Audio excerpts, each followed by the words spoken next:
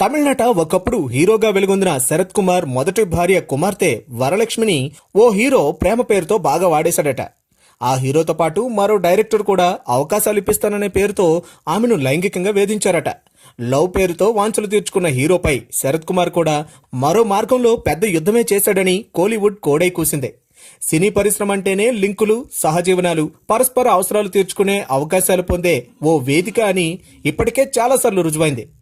తాజాగా ఓ super hero, political leader కూతుర్ను కొందరు సినీ ప్రముఖులు, మీడియా ప్రతినిధులు వాడేశారని రూమర్లు వస్తున్నాయి. తమిళనాట సినీ పరిశ్రమలో ప్రేమలు, ప్రణయాలు, పెళ్లిళ్లకు కొదవే లేదు.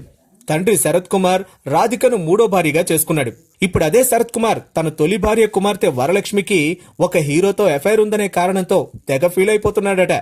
ఈ రూమర్లకు తోడు తాను లైంగికంగా వేధింపులకు గురయ్యానని శరత్ కుమార్ కుమార్తె నటి వరలక్ష్మి సంచలన ప్రకటనలు చేశారు. ఒక ప్రముఖ టీవీ ఛానల్ ప్రోగ్రామింగ్ హెడ్ ఈ దుర్మార్గానికి పాల్పడ్డాడని సోషల్ మీడియా ద్వారా బయటపెట్టింది. దీనిపై ఆమె ఒక సుదీర్ఘ లేఖ రాశారు. అందులో తనకు ఎదురైన చేదు అనుభవాలతో పాటు నేటి సమాజంలో స్త్రీలు ఎదుర్కొంటున్న సమస్యల పట్ల కూడా తీవ్రంగా స్పందించారు.